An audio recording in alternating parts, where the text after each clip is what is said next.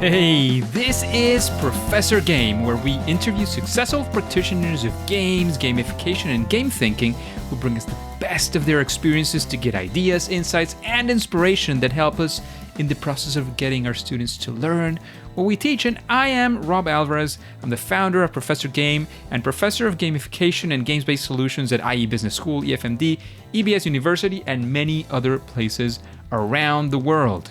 And if this content is for you, then please go ahead and subscribe to our email list for free at professorgame.com/subscribe. Hey, engagers, and welcome back to another episode of the Professor Game podcast. And we have a very special guest, as we always do. Today we have Inge. Inge, is that the way to pronounce it? Yes, that's the way to pronounce it. And are you prepared to engage? Yes, I'm prepared to engage. Let's do this, because we have today with us Inge, who is the founder of the Playground for Entrepreneurs, which is a serious game that supports entrepreneurship coaches and educators to provide engaging and insightful sessions, workshops, and classes. The game is based on her own experience coaching 500 plus startup teams and their regular coaches in early stages of entrepreneurship. And most of that experience comes from the government, entrepreneurship, and innovation programs such as apps.co by the Colombian Ministry of ICT. And she has also been active as a university educator at Universidad del Rosario, Universidad Jorge Tadeo Lozano, both in Colombia, Avans University of Applied Sciences in the Netherlands, and she holds a Magister in Science, MSc, in General Management from Nyenrode in the Netherlands, and an Executive MBA from Quantic Institute of Business and Technology. Inge, is there anything that we should be mentioning that we haven't said? Anything you want to make sure that we know before we start our journey together? No, I think that's about it. Thank you. Fantastic. So Inge, we were discussing before the interview some of the stuff we're into. You mentioned that you lived in Colombia for a while. For some strange reason, I assumed that you were living in Spain. I'm still not sure why my brain tricked me into believing that. But we would just like to know a little bit about you. Like, what's a regular day for you look like? You know, if we were in your shoes for a day, a week, whatever you want to go for, what would that look like? What would it feel like to be Inge? Right now, I am really dedicated to my initiative, my venture, which is the Playground for Entrepreneurs. I am also a parent. I have a 5-year-old daughter, so I try to juggle both. Both are very important. And then I have a husband who also has his work, so we try to divide the tasks a bit. But then my focus is right now on building my business. My professional focus is on building my business. So I found gamification really because I come from the world of entrepreneurship and early stage entrepreneurship. So there's a lot of experimentation and interviewing and building business models and everything. And I found gamification as a way to make things more interactive. So there's a lot of canvases and frameworks and theories around, and those are all very good, or at least a couple of them are very good. But then how to make them more engaging and how to make them more impactful, to reach more entrepreneurs, to actually empower people to build their businesses and to build their dreams, really. And gamification is a way I found to make it more engaging and to have people create more interesting, more original ideas, to feedback on each other and to really interact, to create a community, to build their businesses. So a regular day, that would be first taking my daughter to school and then doing whatever is necessary, because in the end, I'm a founder, right? Yeah. That means doing whatever is necessary to get ahead with my initiative. And that means a lot of engaging with the people that I work with or who are my customer segments on LinkedIn, mainly LinkedIn. That's my main social network.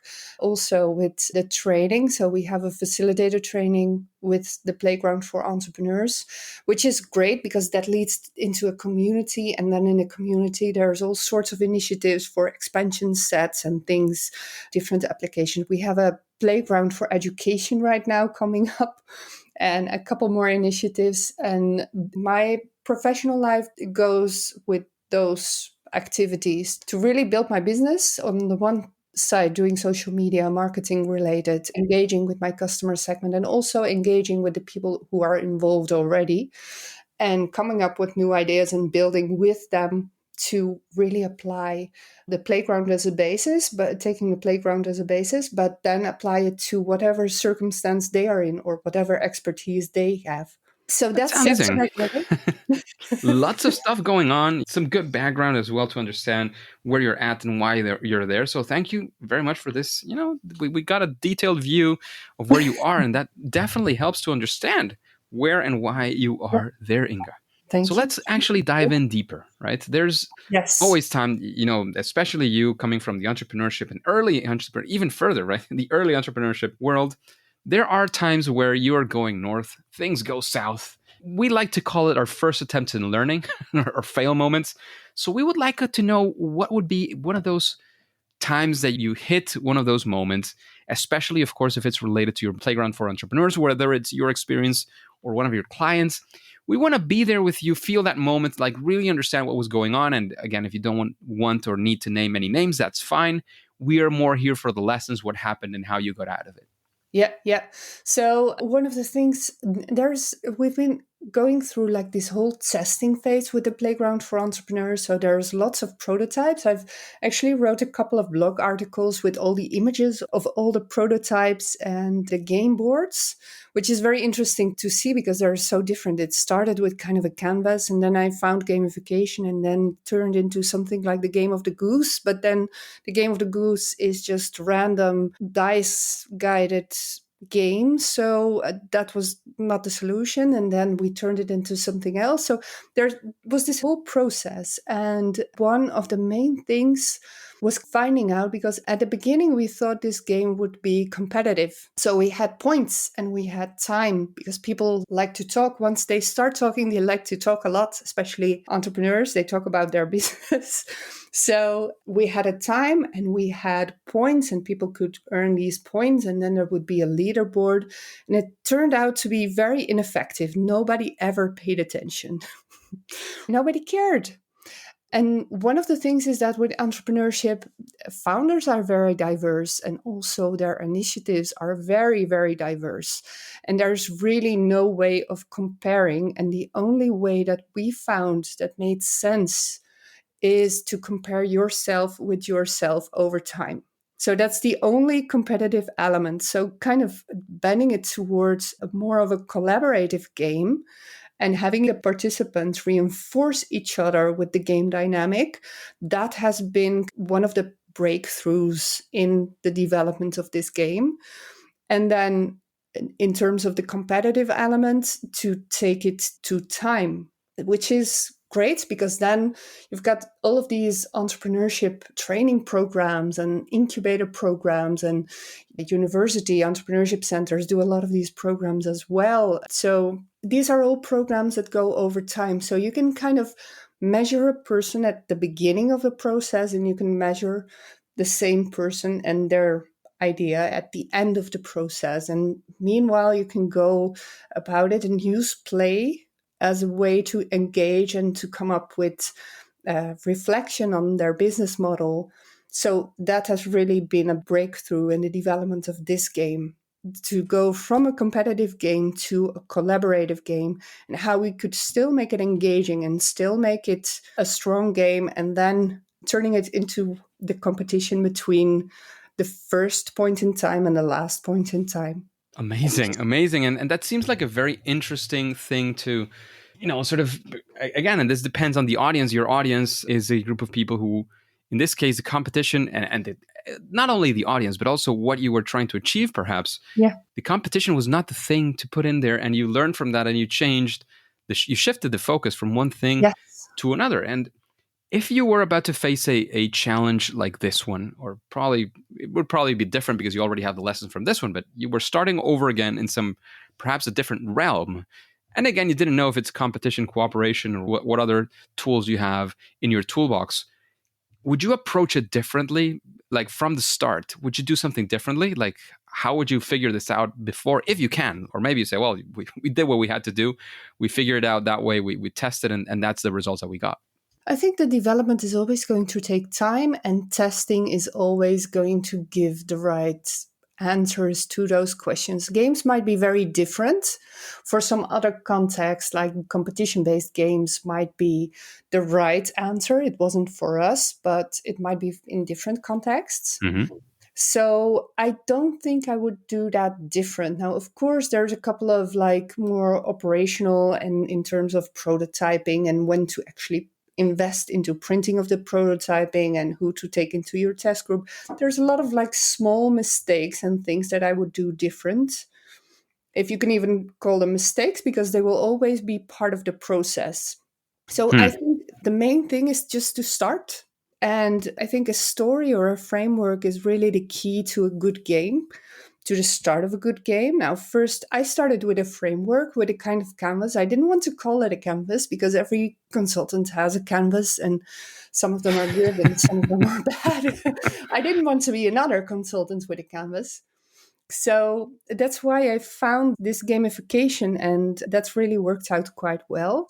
But that was like the basis on which I could create the game. So I think if you want to create a game, start with a good message or a good story or a good framework or something that you've developed.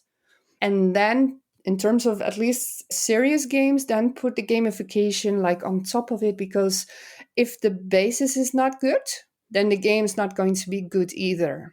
So for this game, for the playground for entrepreneurs, entrepreneurship is so diverse and there's so many different. So I've seen like so many teams, and there's been so many professionals also. Like, for example, a psychologist who was specialized, she had her PhD in child abuse, and she made a game actually in order to help people with this. And then there's another lady, and she is a nutritionist, and she wanted to create an application to make people more aware of what they're eating and what the ingredients actually do with your body. And then there's so many like original ideas and so many knowledge. And that's really the mission of the Playground for Entrepreneurs, to give this space to that diversity of entrepreneurship and those dreams of people, not necessarily the hotshot startup people, but just people who have a good idea and people who have something to say and something to share. Amazing, amazing. That those seems like very, very good lessons, and I think maybe we can combine this, or I don't know if you want to go for another story, because we always like to know, of course, the favorite fail is a massive learning moment, but then either that turns, or something happened after or even before. At some point you've had some great success in the stuff that you're doing. Can you tell us about that story again? And if it has to do with the playground for entrepreneurs, that would be amazing, because I think it's one of the main focuses that the audience will be interested in, because you're using gamification for these ideas, but maybe you've done something else as well in that sense, and you want to share. So if I asked you about that, a success, something, a proud moment you want to share with us, what would that be? And of course, what are some of the keys that you would talk about your success for it? Well, that's, I think, what I'm working for now. So that's getting the playground for entrepreneurs, getting it into the world to empower people to support those entrepreneurs, because the diversity of this subject and the potential of this subject, and the world is going through such a change right now. We are going through all sorts of crises, right? We've all seen the news, and there's climate change and everything. And we as a society need to come up with new solutions and new things and new ideas. And those ideas need to actually turn into organizations or ventures or something that actually works. So that really is my higher mission, to help people, to support those people, to support those entrepreneurs. So that's what I'm aiming for with the Playground for Entrepreneurs. And right now I'm building on expanding that. The first thing that I have for that is my community. My community of facilitators of the Playground for Entrepreneurs. Of course, people can also buy the game, and some of them stay involved and in contact, and they write me messages, and we write each other messages, and then we create a relationship. But with the facilitators, it's really a community, and we try to engage so that we can actually make a difference and inspire each other. Now, these are all professionals with very different expertises. So there are some people with an interest and an expertise about financial literacy, and other people who work with education. For example, there's a couple of people coming in from EduScrum, which is Scrum applied to education. So how to create better teams in school to actually teach the children from a very young age to work in groups and to do it effectively. There's all sorts of initiatives. There's an initiative with Lego Serious Play and how we can involve both things to create more reflection. So there's so many things going on. So that facilitators community is really what I'm aiming for, to reach that higher goal and growing the community and then activating the community as well. So I would say let's speak within maybe a year, and I'm hoping to be closer to that goal. That makes a lot of sense. And but it still seems like you've gathered some success as well, even just from that community that you've been building. I would say that that's an interesting one to report, so to speak, as Yeah, well. yeah, Does yeah. that make sense? And it takes time to actually build that community and to get the right people in. I've actually had to expel a person once, and there's other people who just have kind of disappeared from the community. It's really a self-selective process usually for people to become involved and to actually start working with this. And the more they start working with it, the more inspired they get. And that's what really moves me, because then we can actually do things. That sounds fantastic, and definitely exactly what many people should be doing, about building a community when it makes sense. It's not always about building community, but if that makes sense, I think that's one of the few things that is sort of transversal. Building a community where people can do these kinds of things, most of the times it actually really works very well to be able Yes, to do that. definitely. Definitely. And I think it's a very good way to actually work together, to create together. For the playground, it's always been very international. So we have, for example, a couple of people from India. We also have a couple of people in Africa, South Africa, Uganda. And we also have, of course, in Europe, but then Canada, the United States, South America, Latin America. It's always been very international, and that makes it even more interesting because all those people are working with either entrepreneurs or student entrepreneurs, and then how they find kind of the same challenges and how they start exchanging information about how to deal with certain things. That's really amazing. Yes, it is. It definitely is. And Inga, with all this experience that you've been sharing with us, there's definitely a lot that you've done, many things that have, sort of helped you get where you are. But if you were going to build, the playground for entrepreneurs or something in that realm, so to speak, is there Mhm. a process that you would follow, a series of steps? How would you do this? Or maybe share the process, if you can, of course, of how does the playground work? We essentially, we want to get into your sort of analytical mind in a Yeah, way and see yeah. how that actually works.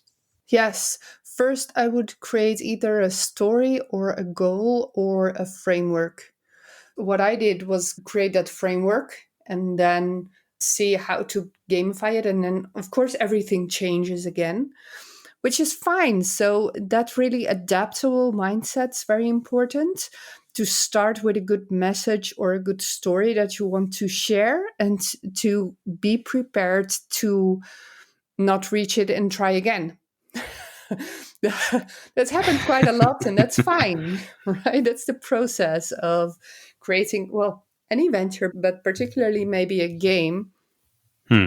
is to be prepared if it doesn't work and see how you can make it work then. And first try to create it. Well, the playground is like a board game, a real board game. It's not online. We do have an online version, but it's exactly the same as the physical version, the hard copy version. So it's really about if you can get something material and something, preferably if you can work with your hands to actually draw something or to build something, that really helps. And then be prepared if it doesn't work to change it all again. Hmm. Yes, that makes a lot of sense for sure. So Inga, also talking about, maybe this is part of the process, maybe part of the recommendations that you could give to other people. Yeah. Is there a best practice that you would say, well, when you're using gamification, when you're using something around play, maybe do this and you will definitely benefit. It'll be at least better than it was if you didn't use it? A best practice. I think the best practice, the most important thing that you could do is to be a very sharp observer, to see what's happening in the game, how participants respond, and how you can kind of play with that and do something different to get a different effect, or how to get the effect that you want. I think that's the most important thing, to actually get out there, get something out, right? It doesn't need to be a perfect game the first time that you actually play, but something that you can have some interaction with the participants or the people, and then observe very sharply if this is actually answering the thing that you want to address. I So think it's that almost would be my acute hearing example. or observing in Yeah, that sense, yeah, right? definitely. Yeah. And something you started with as well is like get started, right? You get started, you observe and see what's going on, Yes. and from Yeah. that you start pivoting or whatever that looks like. Hmm. Exactly. Yes. Amazing, amazing. So we've been in contact for some time. I was actually surprised that we hadn't done this before. So and after hearing these questions, you've heard them yourself, you've answered them yourself. Is there somebody that you would say, well, I would be interested in hearing what answers this person would be giving to an interview like this one, a future guest in Professor Game, perhaps? Yeah, I think that Guillermo Solano would be very interesting. I've been working quite a lot with Guillermo back in Colombia, and he's developed a couple of games. The most important one being the Wake Up Brain, and right now he's evolved it into the Eco Brain. Hmm. So I think he would be an interesting guest to share his story and his development of games, as he's developed a lot of games, a lot of like smaller games within the bigger context. So I think that would be really interesting to hear. Amazing, amazing. I've heard some from Guillermo. I think I'm not sure if we've been in contact or not. I have to say, very honestly, I think at some time we exchanged emails and then we, Mhm. for some reason, stopped communicating. But I'll hit him with an email once again if we haven't talked in a while and see if we can have him on the show for sure. Great. And keeping the vein of recommendations, is there a book that you would recommend our audience, or like again, game related or not, up to you? Yeah. But would you have that book? Yeah, I would like to recommend two books. They're not game related, but they're very much game developer related, I would say. So the first Sure. is The Courage to Teach by Parker Palmer. And this is a book about teaching and really caring for the learner and how to actually get the message across. And it goes really deep and really in a very caring and loving way into the psychology of a teacher and how you want to engage with your students to achieve the objective in the end of learning and developing them as them developing themselves as human beings and as professionals. I think that's a very good one for game developers. And then there's Effectuation. Effectuation is more of an entrepreneurship related book by Sarasvati. Sarasvati has a lot of materials also on the internet, TED Talks and everything, articles, which are very interesting. But this is a book in which she really develops the theory of effectuation. It's called Effectuation Elements of Entrepreneurial Expertise. And what she did was she studied the brains of serial successful entrepreneurs, and she got some lessons out of that. And that's what she calls effectual thinking. Effectual thinking is really about, once you've got this idea, figuring out a way that you can make it happen without investing too much and really being in control of your process so that you get kind of an infinite upside, but very limited risk. And she has 5 principles, Mm. and she really writes very well in this book. She explains very well the way that successful entrepreneurs think. And I think that's very useful, both, well, to develop the games, but also once you've developed the game, what are you going to do with it? Are you just going to send it off to maybe a company who wants to publish it? Or do you have some sort of process with it yourself to get it out into the world? Do you want to build like a company based on that? Or what type of initiative? I think that's very interesting in this context. Definitely sounds very interesting for sure. Plenty of stuff to think about with with those words you're giving us right now. And Inga, you've talked about good stuff from other people. We would like to get started, or if we haven't already, with some of the things that you do great. So again, what would you say is your superpower? And again, don't think it's the exclusive one. Maybe you are the single best in the world of something, maybe not, but that's fine. You can still have a superpower and share it with other great people. I think engaging the people once they play, once they start sharing, that's usually what happens facilitating the playground. And people really like to become involved and stay involved once they play the game, which is great. I like to listen a bit more when I facilitate a game. I'm always the last to speak. I don't like to speak first, so the person shares their answer and then I speak. That doesn't happen. First, everybody else speaks. And I like that listening part and everybody to really feel their own strength and their own stories and feel appreciated and heard. And then after that, I can, if I want, I can compliment whatever is said, or I can share a story about whatever is said, or can do anything with it after that. So would that be a superpower? Definitely. Absolutely. Absolutely. And not everybody is sort of cut for this, but you can definitely build it into a skill, I think. And at least my hope side tells me that we should be able to build any of these skills if we consciously decide to build on it, which is a significant element of that. But I think it's a very important one for sure. Inge, let's get to the difficult question finally. What would you say is your favorite game? My favorite game. I don't really have a favorite game. I'm kind of falling in love with collaborative games. Of course, I love my own game, right? The Playground for Entrepreneurs. But then apart from obviously. that, and I have a 5-year-old, so there's a lot of games around, but also children's games. And I try to make it quite collaborative games. So actually with her, I developed a game for children her age, which is a collaborative game. So that's been a very interesting experience, and it's kind of me developing the game and her adding elements into it and dynamics and things. And that's definitely an interesting one. Yeah, I can't really imagine a favorite game. I'm That's sorry, fine. and I'm just That's fine. I was putting you on the fire by yourself and seeing if something was going on. I every now and then I do this. I just shut up.